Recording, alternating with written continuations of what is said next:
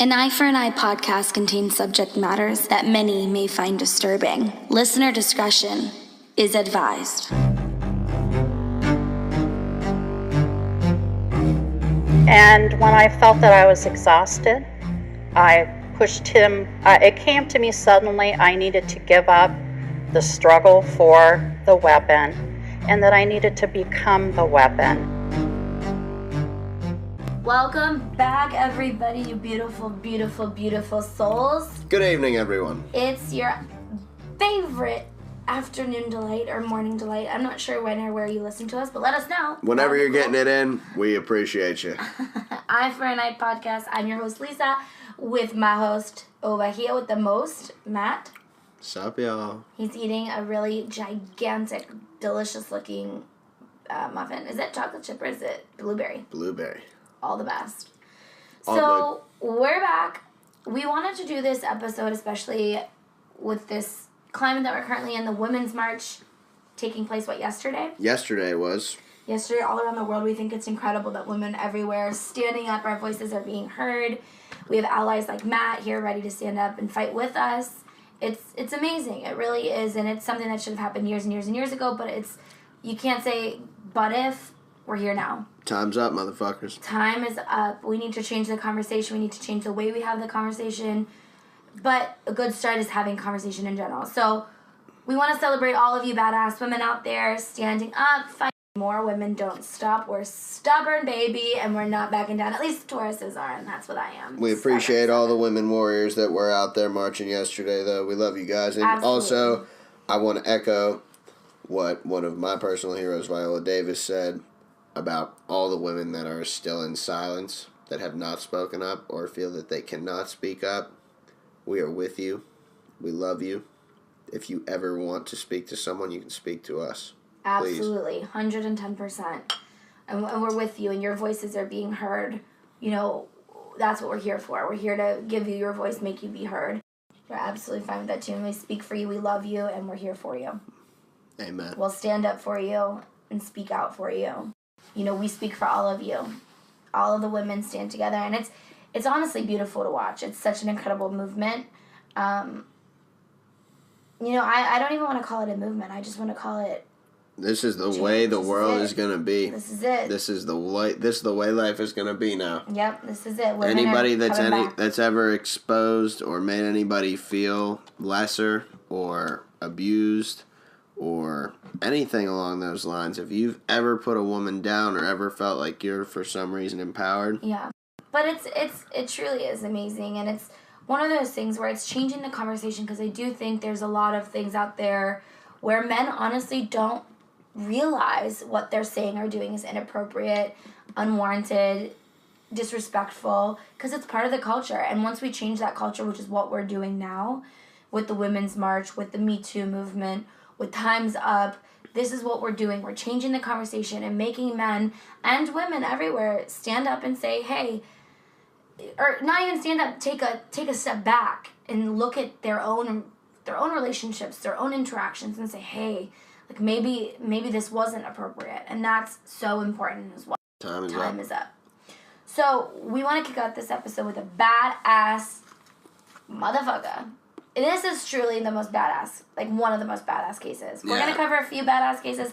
This is one of them. This is a woman warrior we want to shout out here. And that's the most important thing in the world right now, is calling out the women warriors of the world. And this is 110% one of them. Susan Kuhnhausen, shout out. Shout out to you. So let's kick this off. So right now we are going to read a 911 call. I couldn't find the actual call anywhere. I might dig a little deeper and see if I can find it.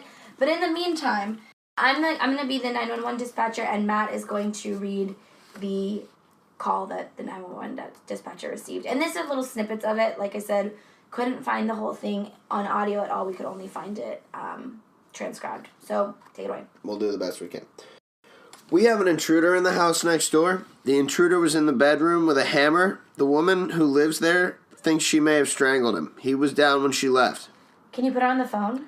She's bleeding. Does she need an ambulance? No, she's a nurse. She says call an ambulance for the guy. He may be dead. What did she use on him? She strangled him? What else did she do?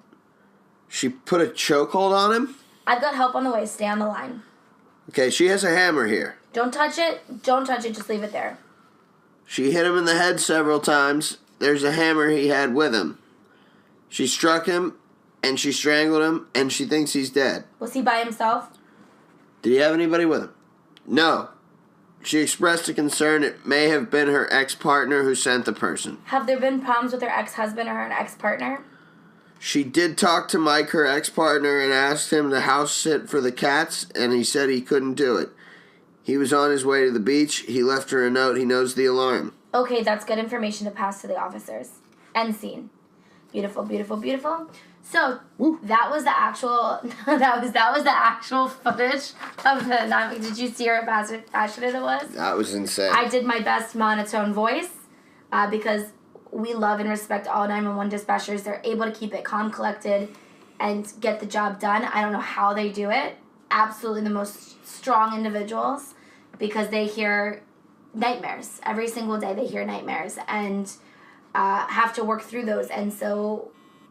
I don't know how in the world they keep their emotion out of it, but they do. So kudos to all you 911 dispatchers out there. Seriously. I hope I did you a solid. Yeah, that job is not what I would sign up for openly, but we love you. I kind of would, I would hate it, but I would love it. Like, it would probably traumatize me and I'd be done after a day, but you know me, I like this shit. So, well, I don't like it, but I'm interested. It's an interest. Whatever. Okay, so a little bit of background here we're going to throw at you.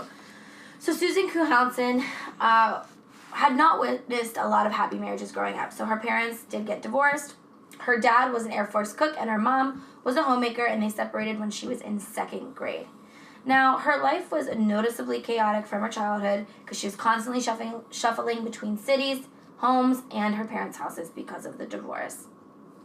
Now, Susan was quoted saying, "My parents loved me, but they couldn't teach me how to have a successful marriage any more than they could teach me how to fly." So that's kind of a foreshadow of, her relationship here with her ex-husband, Mike. Susan became a licensed practitioner nurse and then a registered nurse. Now, in the early 80s, she did move to Oregon. And in 1988, a friend and Susan's mother paid for a personal ad for Susan in the Willamette Week. So they thought, hey, she's lonely, she's working hard, maybe she wants, a partner to spruce things up a bit. They thought it would be funny to put an ad for her in the paper. Would you be pissed if someone did that to you, Matt? Or would you think it was, awesome or funny? I'd be sort of pissed. I'd be like, yo, you really think I can't? Come on, man. I think Susan was in on this one. I think she was ready for it, but I did think it was a gesture out of love and humor. It was always noted that Susan has and had the best sense of humor. The ad stated, "Someone different" was the title. Yeah, gotta love that. Thank you for that ringing endorsement. Yes. So it said SWF, so single white female, 33, overweight but not over life. Seeks SM, so single male, who wants more out of a relationship than just slender. Amen, sister. Active healthcare professional, enjoys exploring NW. What's NW? Is that a place? That's not an abbreviation somewhere. Enjoys exploring. The Northwest? Whatever. Enjoys in exploring NW. Interested in conversation. Good times with someone who is intelligent, thoughtful, and full of humor.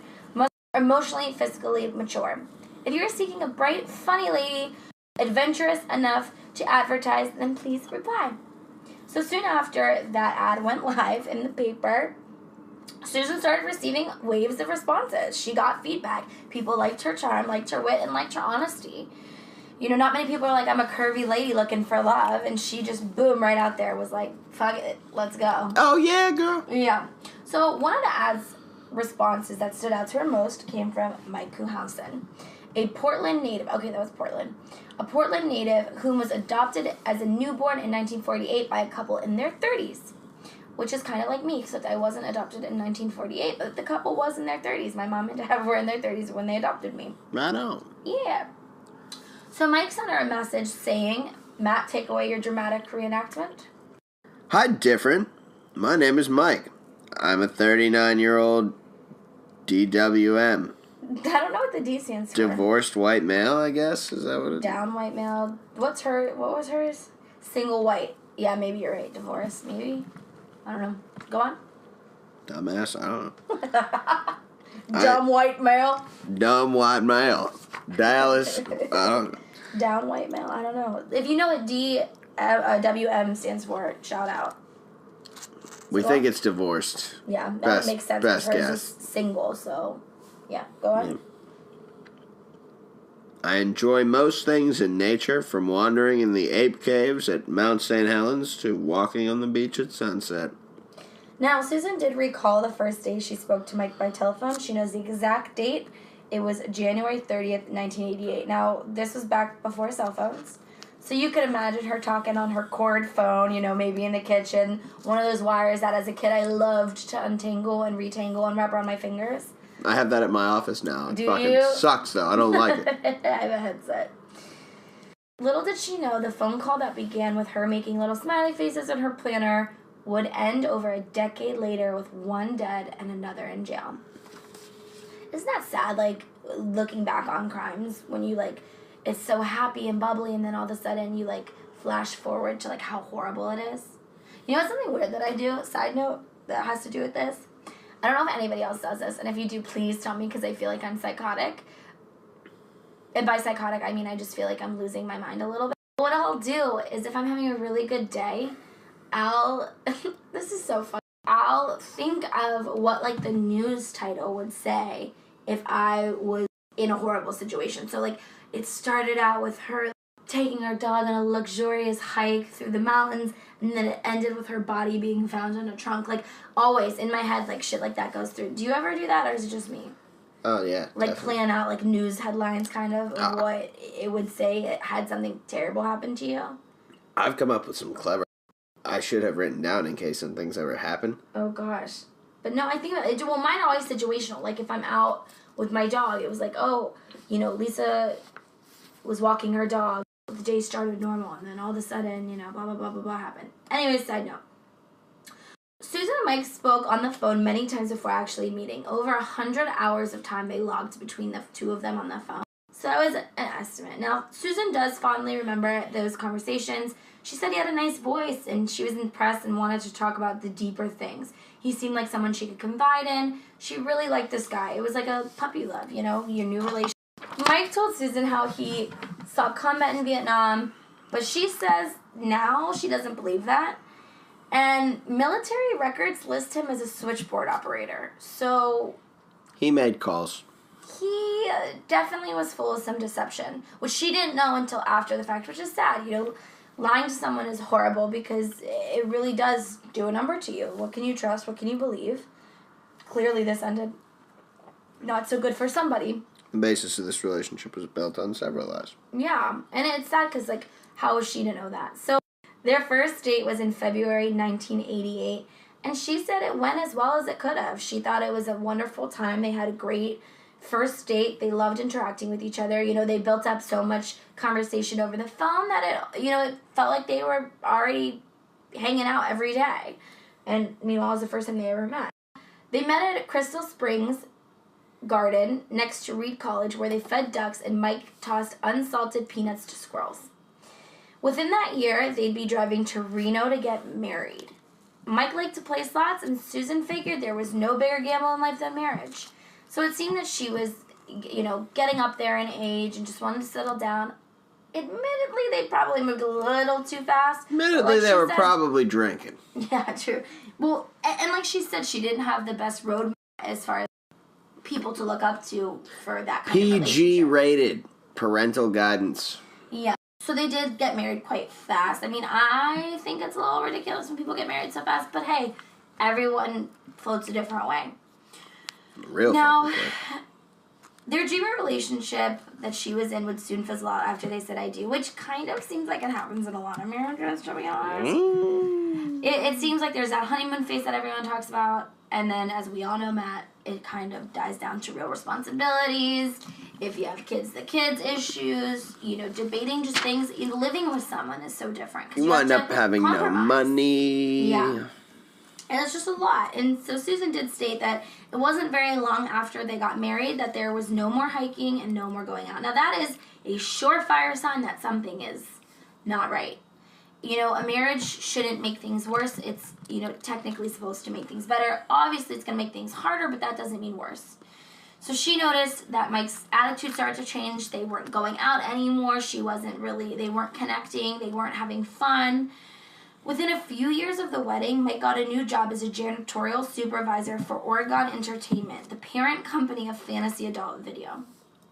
Wow. Yeah. So he went from a switchboard operator in the military to working at as a janitorial supervisor. At a porn site.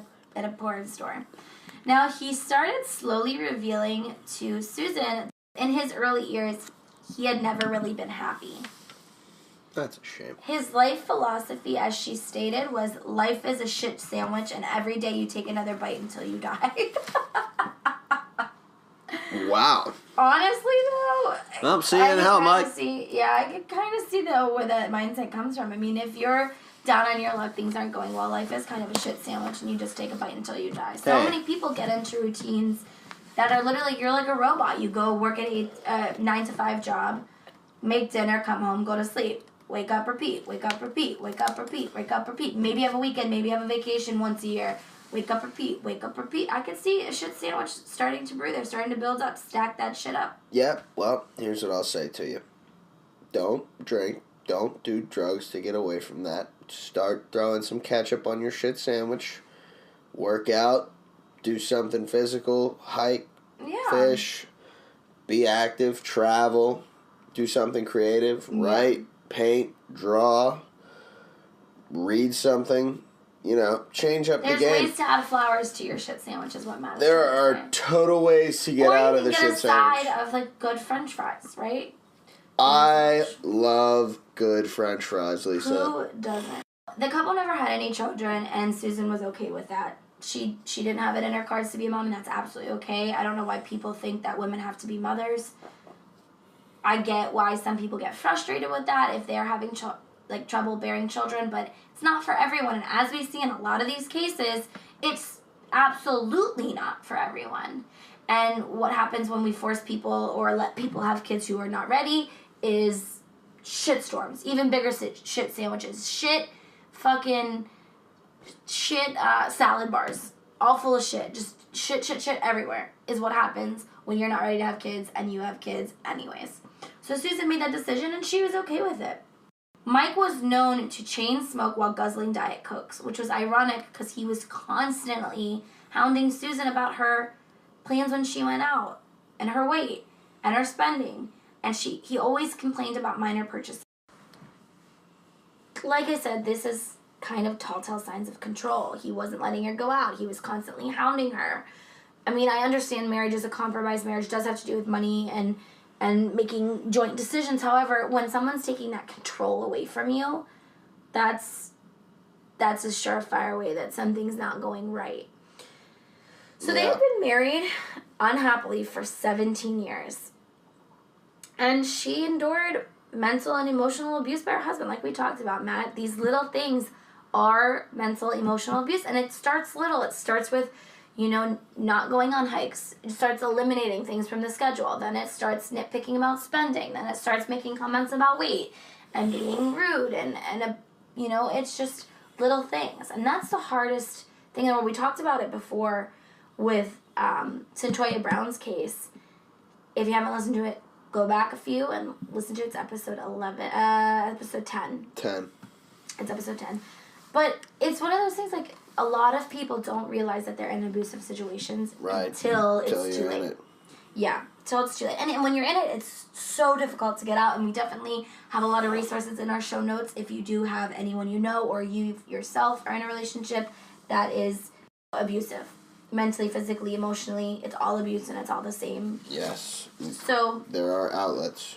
Yeah, so 17 years into that marriage, Susan realized, fuck this, I had enough. I'm done with his shit. I've dealt with this for too long. He's not changing, it's just getting worse. So, like I said, she's a badass. She was just like, you know what, I've had it, I'm done with this. It was once a happy little situation. For 17 years I've been unhappy, I'm not putting myself through that anymore.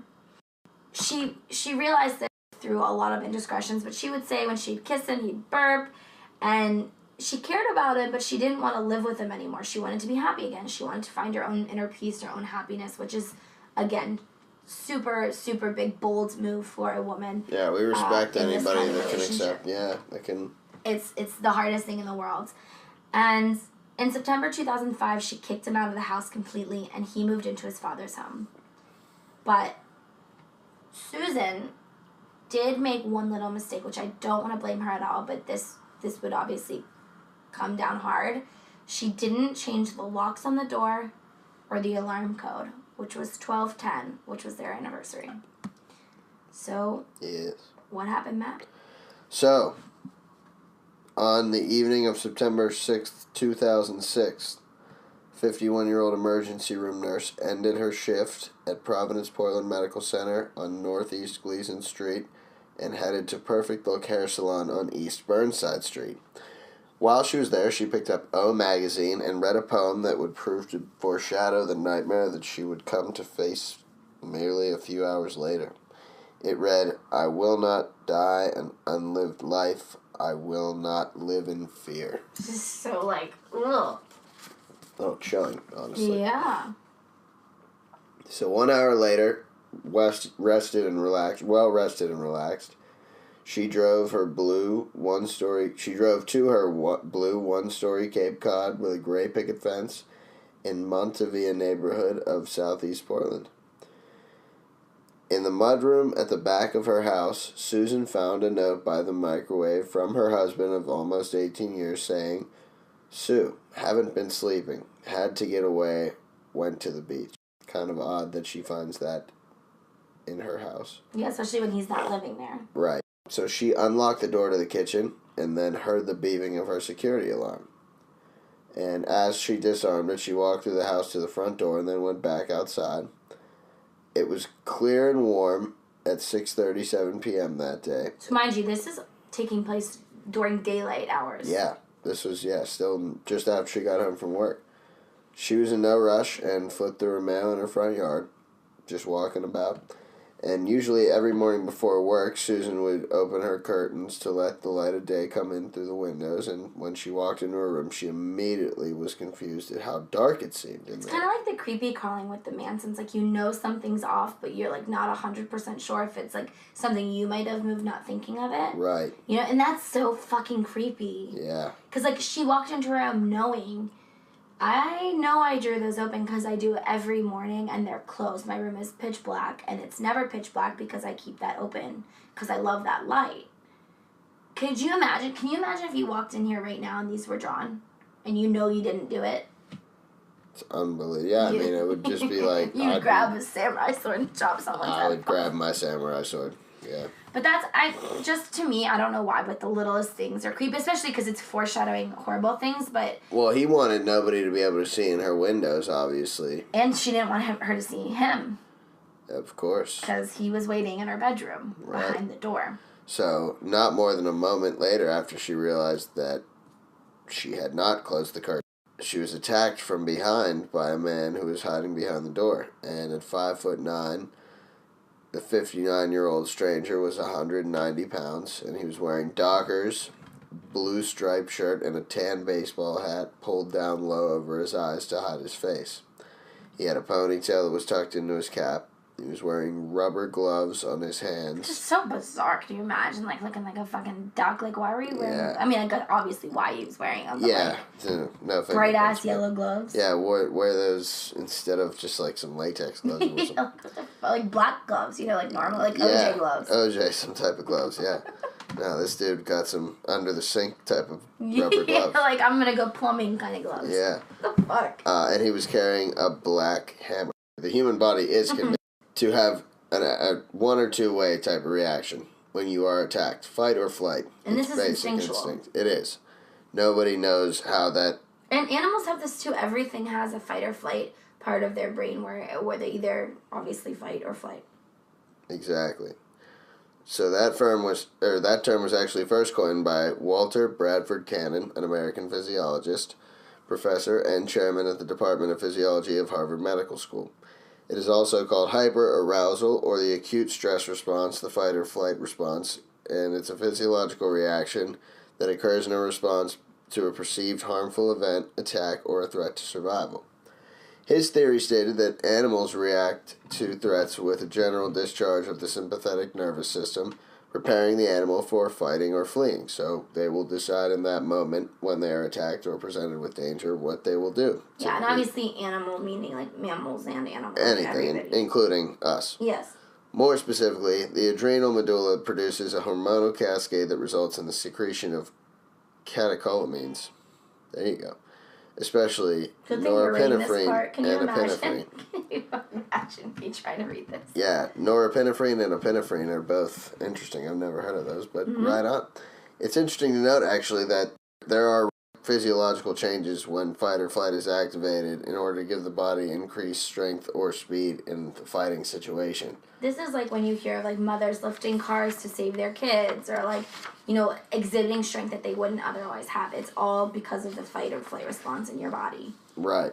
So some of those actually include, I mean, you can noticeably increase blood flow to the muscles activated by diverting blood flow from other parts of the body, increase blood pressure, heart rate, blood sugars, and fats in order to supply the body with extra energy. Blood clotting function of the body speeds up in order to prevent excessive blood loss in the event of an injury sustained during the response, and increase muscle tension in order to provide the body with extra speed and strength. So it's almost like your body actually physically conditions you to be prepared for a fight, and even if you were to be injured in the fight, it prepares you for that. Which, I mean, obviously, obviously that happens, but it makes you wonder, like, how... I mean, I guess it's your two people. Because I was going to say, like, how are people ever overpowered if people turn into the Hulk when, you know... Obviously, that's an exaggeration, but if everyone's fight or flight response is kicking in, you know, it's curious to see that these aren't all, like, MMA fights playing out. You know what I mean? Isn't that weird? It is. But I guess it is, like, if you and I were to fight right now, you're bigger and stronger than I am. So, like... I wouldn't try to fight you, Lisa. But, like, I don't think it would matter too much if my fight or flight, you know, respond. If I'm trying to wrestle Hulk Hogan, you know, it doesn't really matter if my fight is in, because he's a huge person altogether. You know what I mean? I do. Well, like Matt was saying, we have that fight or flight response. Now, while most people would assume, if you're thinking about it, if you found a stranger in your house, you would either fight them or flee. I would probably try to flee first, because I'm a pipsqueak. Especially if the stranger in a room has a hammer in his hands. Susan's fight or flight mode was enacted fight one. So this is why Susan gets the badass award of the year. Like we said, she's an emergency room nurse for nearly 30 years, and she had disarmed injured men, helped crack open people's chests to perform heart massages, administered IVs in patients, thrashing around drug withdrawal. And she and other nurses at the Providence trained regularly in self-defense, which I didn't know that, but I think that is something that nurses do go through, because they do deal with patients that are on drugs, patients that have abnormal, you know, strength, patients who are bigger and stronger than them regardless. I think that's a great thing to go through, honestly. So I think it's amazing. I think every person should go, well, yeah, especially women, but every person should go through a self-defense course just to know how to adequately get away, adequately defend yourself, because I don't fucking know how, honestly. So, when the man originally came at her, Susan crowded him, knowing that swings of his weapon would have less force if she stayed close, which is a good thing to note. If someone's, you know, trying to hit you with something, they have more force if they can, you know, wheel back and hit you. If they're right up next to you, you can't, it's hard to hit someone when they're touching you. You know what I mean? So, like, it's like if someone's giving you a hug, it's harder to punch them really hard than if you were to swing back and punch from a little bit more of a distance.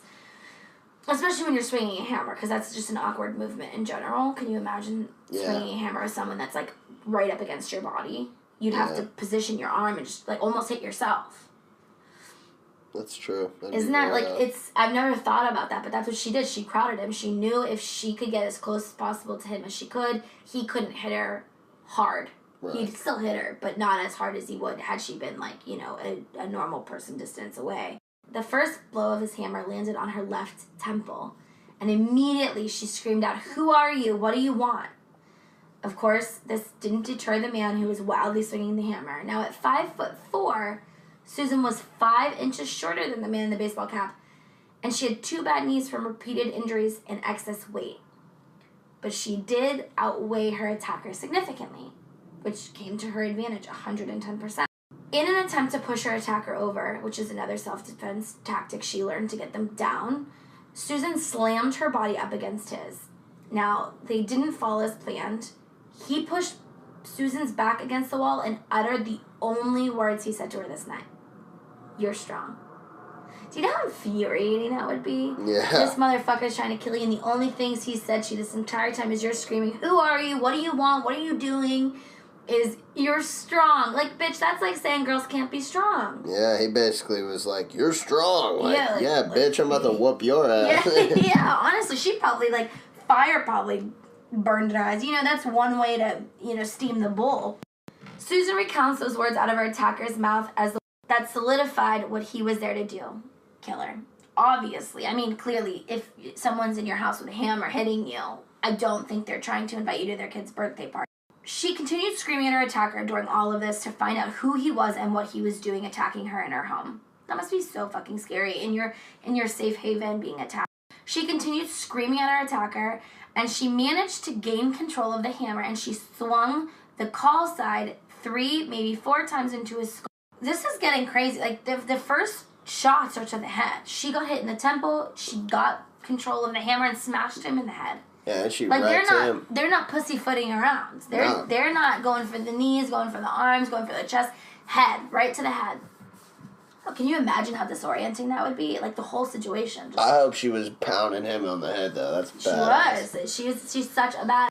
She was smashing him in the skull, and somehow he managed to grab the hammer back from her. And so immediately when he got control of the hammer, she went through to his throat. They always say to the the weak parts. Right. Obviously the groin, the throat, eyes.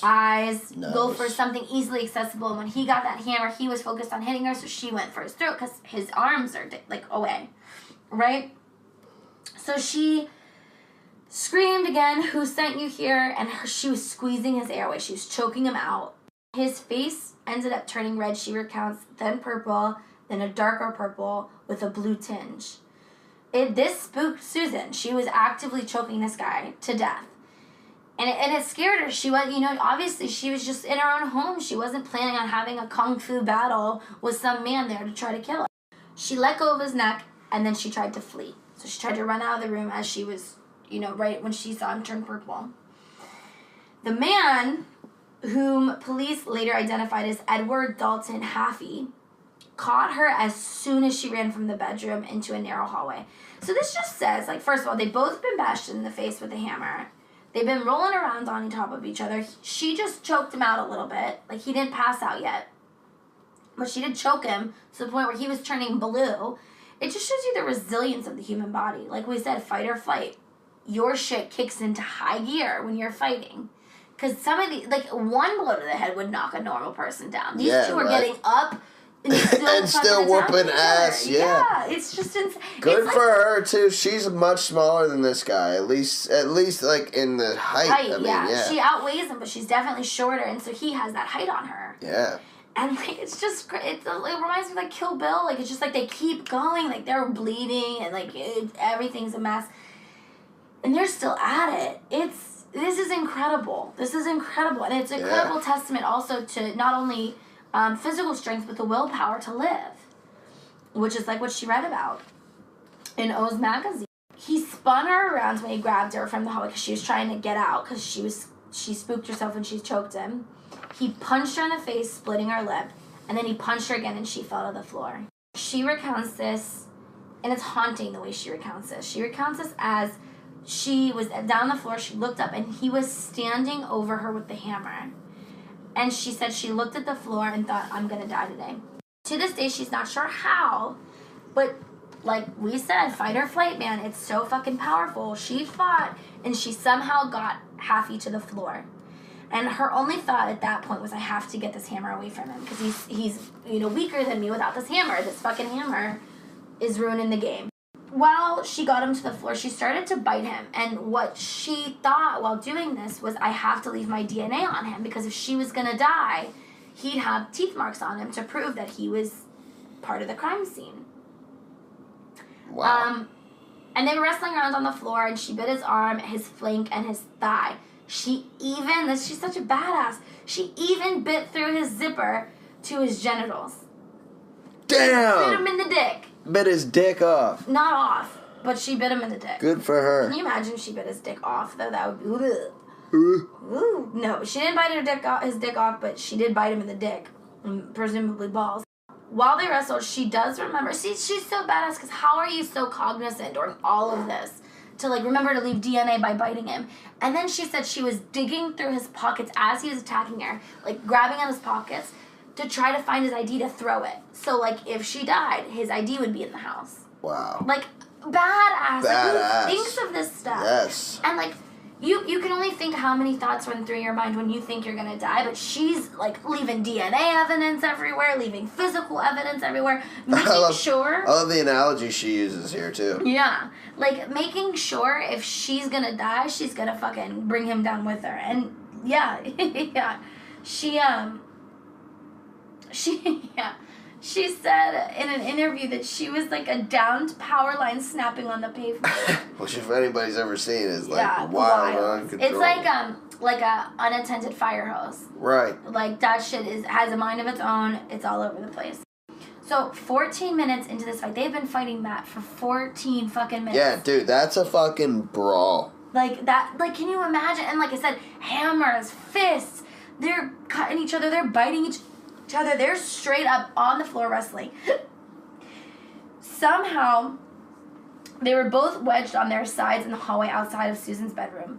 And she threw her left leg over Halfie's body, climbed on top of him like a badass motherfucker, and hooked her left arm around his neck. Still screaming, "Tell me who sent you here and I'll call you a fucking ambulance." So she's still ready to try to help this guy out. All she wants to know, give me who sent you here. Who brought you here to my house? I don't know who the fuck you are, but I know you know who I am. How do you know who I am? Who are you? And like I said, she has him in a chokehold. She has him tight around the neck.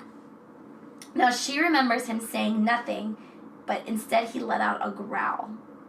Ooh, it just gives you the fucking chills, man. It just gives you the fucking chills. Jesus.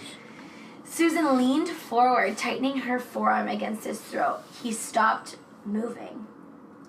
That's when she grabbed the hammer and fled outside to her neighbor's house, who called that 911 call that we read at the top of the show. An autopsy later revealed the cause of death as strangulation. Mm-hmm. Halfie, an autopsy would show, had a near-lethal dose of cocaine in his system when he attacked Susan in their home. So he blew a fuck ton of lines before fighting her. So he was amped up on something, too. Yeah. His wasn't adrenaline as much as it was the blow. Cocaine. But, yeah, she ended up killing her attacker. Of course, as with any, you would hope, any death, this led to an investigation by police. Police could tell from the get-go that Susan was fighting for her life and never doubted a second that she was acting. Never doubted in her her for a own second defense. that she was not, that she was acting in anything other than her own self-defense. Right. Which is amazing, because sometimes you hear about these cases where the police are just like, yeah, sure. You know what I mean? Yeah. Like, it's like, okay. Yeah, like we hear about that all the time, especially when it involves like sex workers or different professions or whatever. You know, there's always some kind of like questioning, I feel. But in this case, they immediately believed her. They knew she was telling the truth. And there was no sign of forced entry into the house through the investigation. Though, like we said in the top of the show, Michael Kuhnhausen had the security code and would no doubt be able to instruct someone on how to disable it. Or he would be able to go back to the house and disable it himself. Security records show that someone had disabled the alarm at the Montevilla house while Susan was at work. So someone was there turning off the alarm. Mike would later admit that he did it while dropping off the note about going to the beach, but denied letting Halfie inside. Wow. Ooh, just so fucking crazy. Now, a little bit of background on Halfie himself. So the investigators identified the dead man as Edward Dalton Halfie. Now, relatives and friends would tell police, Matt, that he was raised in an upper middle class home and was an avid tennis player. Yeah. That's good not athlete. the kind of person you'd assume to become a hitman later in life. You wouldn't think. Like, yes, he was hard up. You know what I mean? It's just like, and this goes to show it doesn't matter your backgrounds, you know? You could be raised in the slums and still have a very successful, very productive life, or you could be raised in an upper middle class home and still turn out to be a piece of shit cokehead who tries to kill people in their houses. Yeah. Life can go one way or the other. So, court records did reveal a gruesome crime 15 years earlier that involved Halfie. Apparently, on February 28th, 1991, were you born then? I was born about 8 months after that. Nice. Halfie arranged the murder of his ex-girlfriend, 39-year-old Georgia Lee Dutton. So this motherfucker may have been from a good home, however, he had been dealing with the law for a long time. Yeah. Her decomposed body was found along the Umpqua River? Umpqua River near Roseburg. Now, he pleaded guilty to conspiracy to commit aggravated murder on March 14th, 1994, and spent the next 9 years in the Eastern Oregon Correctional Institution. Now, why the fuck he only got 9 years, I don't understand. Yeah, for a second degree. That's another eye for an eye conversation, but that's another story for another day. Now, he was released on November 3rd, 2003, and that's when, about a year later, he had a run-in with Mike Kuhnhausen. Mike was the supervisor of the janitorial situation in an adult video store. And, of course, with their record, it's hard to get a job. So, Halfie figured, I mean, I'm sure that's one of his only options that he had. Not to knock on people who work at adult video stores, that's not what I'm saying, but I'm sure this is one of the only places that would kind of oversee his past and not really think much into it, right? I would think so, yeah. Yeah. So, on September 18th, a former cellmate of Halfie's from when he was in prison contacted police saying Halfie had asked him to join a burglary in an insurance scam, in quotes. He and Halfie met a guy at Southeast 82nd Avenue and Division Street. It was Mike.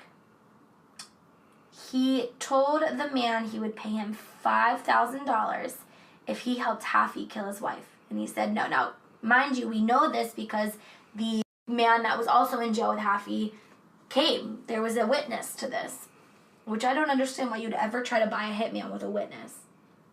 Yeah. Well, why would you try to buy a hitman ever? Well, I mean, yeah, but like, why would you bring somebody to that?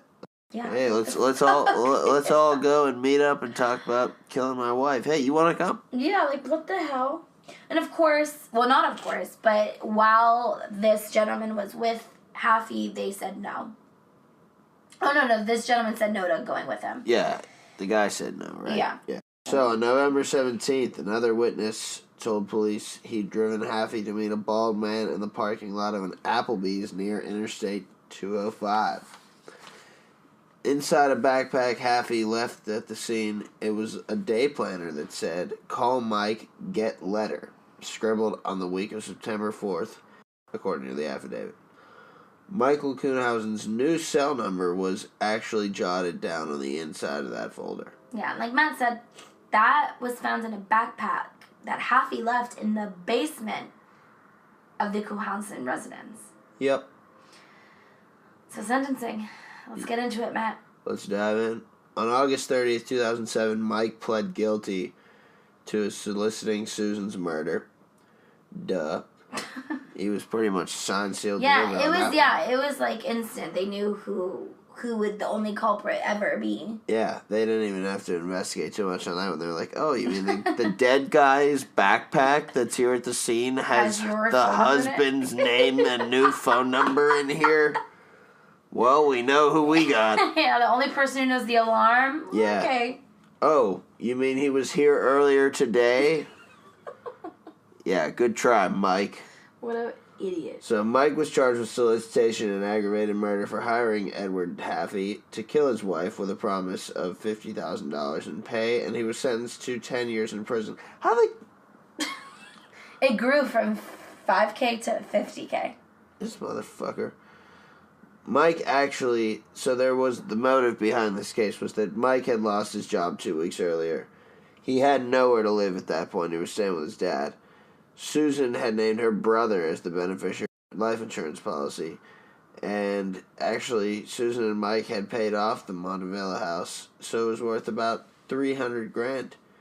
And it would be his, and the only thing that would be his, if Susan died.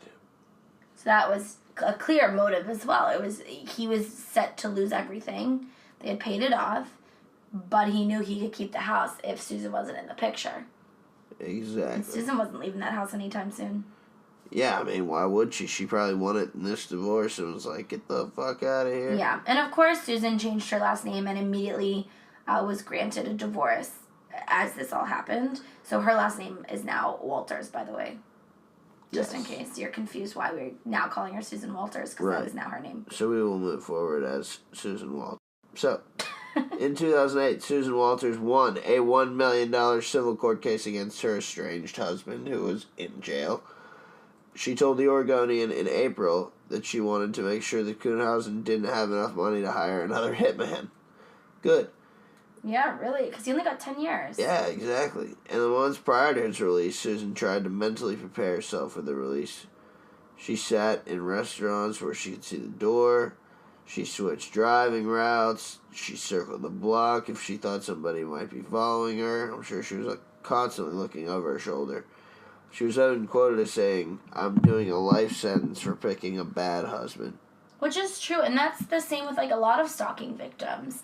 It's you're constantly like in a punishment, even if the stalker is in jail or is away or is not near or is out. You're constantly looking over your shoulder. You're constantly wondering where they could be. You're constantly wondering if they can watch you or if they are watching you. I don't understand civil suits because I feel like they're never actually paid to the person. Well, never in really the full amount. They usually settle, is what they do. So that's typically how civil suits are settled. Yeah. So as Matt said, she was constantly, looking over her shoulder, assessing every room she went into. I can't even imagine going into your own bedroom after that. Yeah, imagine, Because, that's where this all went down. So she had moved to a new house in Portland by 2014, and it was strategically on an out-of-the-way cul-de-sac, so she could see everyone coming in and out. And gravel surrounded her house so she could hear footsteps, and she practiced shooting at a nearby range. So she was literally preparing for him to get out of jail and to come after her, not only because he had done it once before, but because he got put in jail for it. So you can, Byron thought, It's only going to make them more mad. Right. They're not going to come out reformed. They're going to come out more angry. And then I'm going to be the target again. So I feel like it was kind of the same mentality, just she's a badass and Byron wasn't as badass. So Mike was supposed to be released on September 14th, 2014. As fate would have it, on Friday the 13th, June 2014, which was only 4 years ago, prostate cancer killed Mike, 92 days before his release. Jailhouse letters that were released after Mike's death revealed that he never ever acknowledged his guilt. He claimed he pleaded to the crime only to escape a possibly larger sentence. That's why I hate pleading, because I feel like it's just sometimes it's not fair. Right. Which I kind of get. I don't understand. Why would you plead? I know why the defendant would plead, but why is that even given as an option? Is it to get more information out, or in this case, why? Because they already had all the info. Why wouldn't they try to throw the book at him? I would think that they probably didn't have enough evidence to tie him in other than what was there on scene. Yeah, I mean, other than that, who's to prove that some guy said they met up at an Interstate 205 Denny's, that's not exactly corroborating evidence. It's I know, true, I hate it. but I know. You're right. He continued to believe he was the true victim, which pisses me the fuck off, man. Seriously. To have that kind of balls to believe that you're the victim. Your wife was attacked. You weren't even fucking touched, pussy boy. Get the fuck out of here. Seriously. Many have and continue to praise Susan as a hero. I am absolutely one of those people. I'm sure Matt would agree. Absolutely. I think it's the most badass thing in the world that she took control of a situation. It's unfortunate that someone had to die in the process. However, don't come into someone's house with the intent to kill them and expect them not to try to fight with everything that they have. You know what I mean? It's like you said in, again, Byron's case. How do you know the intent of the person? Well, clearly this intent was to hurt because they had a hammer. Right, and this is your castle. You can't come into my house and expect to steal my stuff or steal my freedom or sense of security and live. Or life, yeah, exactly. And I just think it's badass because, a lot of these cases don't turn out this way. Most do not, unfortunately. I thought it was something to note, and something that was noted in every interview I ever read about her. She said her boss told her something profound when she expressed her confusion over the new title. Because she was like, how am I a hero? I killed somebody. That's not a hero. I was just protecting myself. I'm not a hero. I'm no hero. I don't want to be called a hero. And her boss's response was beautiful. And I quote, "They're not calling you a hero because you killed a man. They're calling you a hero because they want to believe, given the same circumstances, they too might survive." The hitman, Halfie, his family was actually super, super, super supportive of Susan, which I find pretty incredible as well. I do too. That's amazing. It was baffling when I read that, to be honest. And Halfie's aunt wrote Susan a letter in 2010 that read, "Whoa. Although this was a terrible thing that happened, no one in this family has any bad feelings towards you. You did what you were forced to do, and in doing so, you spared many from the same trauma you experienced." Isn't that incredible? It's amazing. Sorry, Matt is just like pancaked out on his bed, just dead. I am. I'm trying to stretch my back. I have such terrible pain in my back right now. I need to see a chiropractor, speaking of that. I know, I do too. But yeah, so that is the badass Susan. I think she's absolutely incredible. I think it takes a lot of courage and strength and willpower. She had the will to live, and she made it happen. Obviously, we know, I still believe victims of crimes who did not have the same fate are still heroes in their own right. I'm sure they all fought. And just because they didn't come out on the other end doesn't make them any less of a hero in my mind. But I do think Susan's tale, like her boss said, makes people believe. It does. That's what I was thinking. I mean, how many women have thought, like, oh, I wouldn't ever, like, get in a fight with a man. Like, with a man with a hammer. Yeah, like, especially, like, taller than you. Yeah. Is a hammer. You're not armed. If it's your life on the line, you can do anything you damn well put your mind to. Mm-hmm. And I believe that Susan knew that, too. And she was like, you know what? I'm whooping this dude's ass. He's in my house. I'm going to win this fight. I think what I'm going to do for this show, Matt, I think it's going to be incredible. A good resource to put in is I want to put in, because we have a lot of links in the show notes to different helplines and hotlines for everything from abuse, domestic violence, eating disorders, everything, you name it.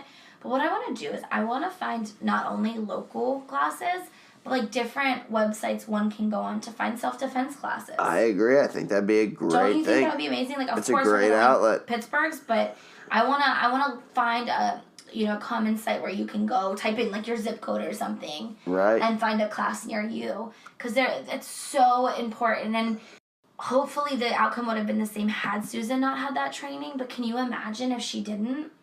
I mean, I could not imagine if she hadn't, but at the same time, she probably still would have whipped his ass to the whole I think that instinct kicks in, and you just decide, like, all right, this is it. I'm gonna live or I'm gonna die. I'm living or I'm dying. Yeah. It's seriously wild. I can't wait for you to hear some of our other cases of badass women and even men. I'm excited. Oh, there's one that, and then, it's going to piss you off, but it's going to uplift you, and then it's going to bring you down, and then it's going to uplift you again. It's fucking amazing. I look forward to the challenge. Yeah. Oh, and we'd also like to point out that we do believe an eye for an eye was met for we Susan. No, we at least got to mention, we think that an eye for an eye was met for Susan. Who did not receive any jail time or any sentence for killing this man, because she was... the justice system got it right. Yes, well done, justice system, because... she literally did an eye for an eye. She did an eye for an eye. This man tried to kill her. She was the victim here. She had no other recourse except to take this man's life. We also, at least I feel, I don't know how you do, I think that Mike Kuhnhausen was under-sentenced, but got the initial and proper sentence that he deserved for attempting to have his wife killed. Yeah. And that motherfucker died in jail. Yep. Suck it, Mike.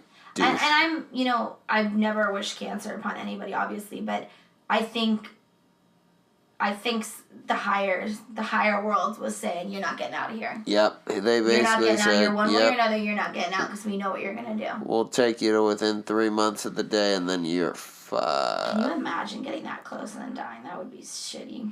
Nope. But I don't plan on going to so jail. with Susan, I for 100% was Matt. As Matt said, Mike, I don't... See, Matt, real quick.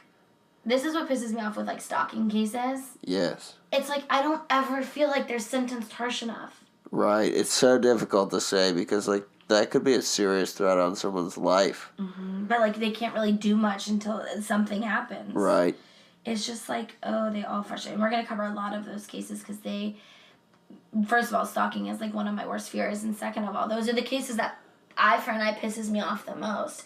Or, like, attempted murder. It's like, why are they out for failing? Literally. How do you get credit? You literally failed to kill somebody. You actively tried to kill someone, and your ass failed, and now you're out of jail. And you're getting credit from the law. Yeah, like, we'll have to go over that some other time. We will. We'll add that to another. So that was Susan. We hope you guys enjoyed her badass story. I hope it gives someone out there hope, maybe going through the same situation, not only that you're stronger than you think, but that you deserve better, you deserve more. All the women out there were standing with you, standing beside you, standing for you. We love you all. We want to make sure that that's known. And any resource that you guys find helpful and you want to share with us so we can share with the rest of our listeners would be absolutely appreciated in any context, any form. Please do. We love you all. We're so happy you tuned in today to hear this amazing story.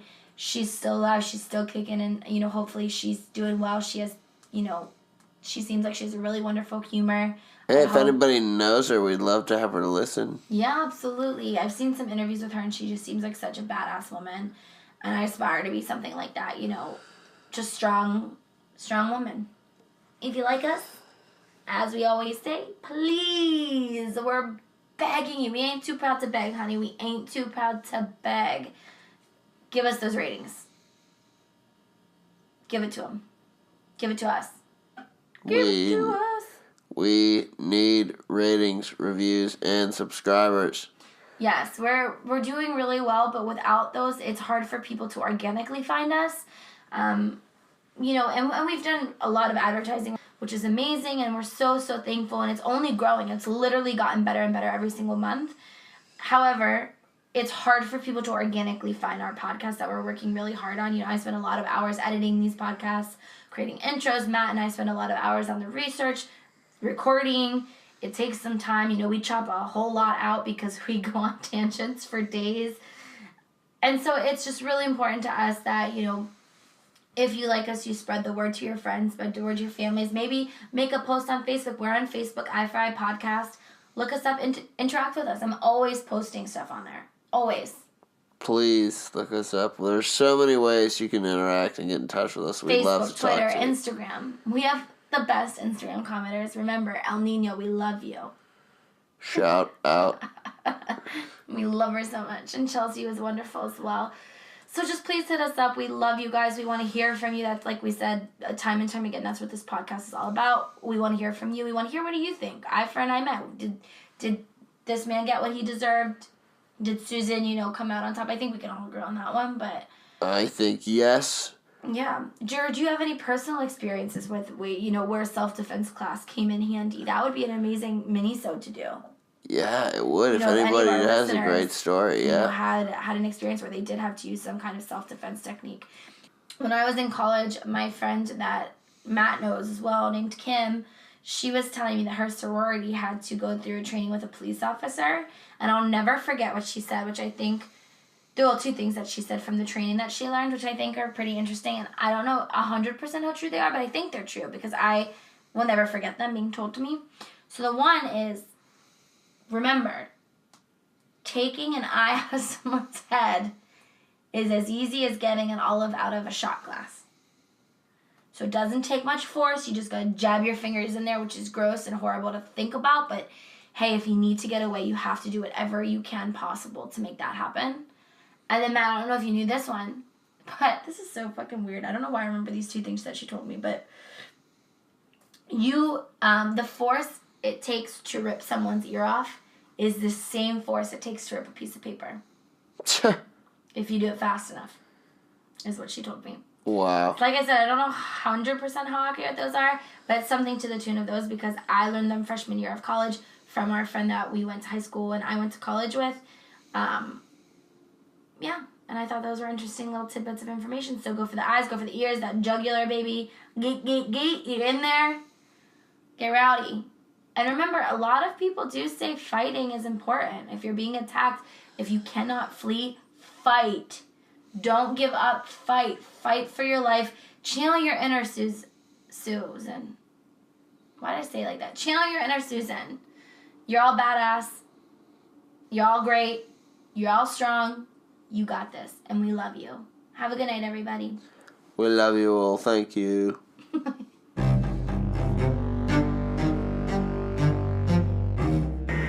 It gets easier the farther away you get away from trauma. It was more difficult as Mike was drawing close to parole. I'm sad that our marriage didn't work. I'm sad that he died in prison so far away from any of us who ever loved him. But I am rich in all the things that count, and I celebrate every one of my bonus days. In fact, every one of my bonus breaths. What are you going to do on September 6th, 2016? I don't know. What I do know is each year when that day comes, I celebrate in my heart that I was brave enough to take a chance on my own life. And do you still have the t-shirt that says, "I'm not afraid of you, I'm a nurse"? People sent me many things. Wonderful cards and letters, Starbucks cards, which came in handy during trial hearings. And a woman from Ohio, whose name I do not know, sent me a t-shirt that said, "You don't scare me, I'm a nurse."